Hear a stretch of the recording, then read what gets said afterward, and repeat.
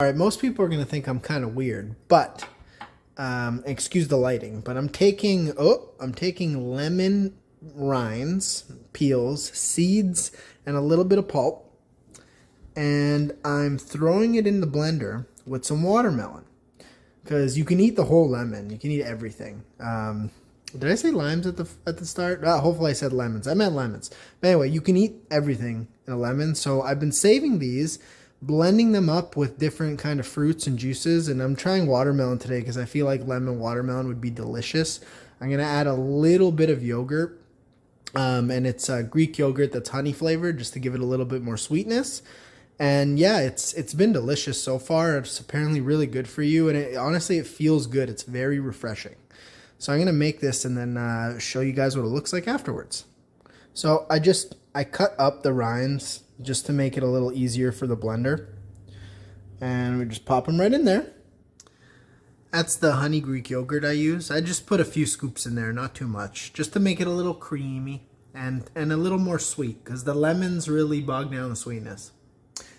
Last but not least, I add some beautiful watermelon. This is a little watermelon. I put the seeds and everything in there because the seeds are just as good as a watermelon as they are in the lemon.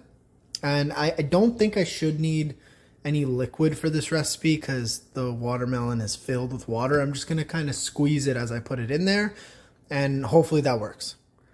All right, here's what we got pre-blend.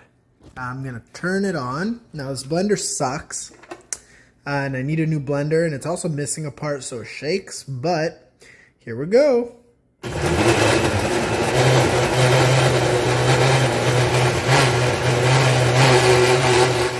All right, so here's the finished product.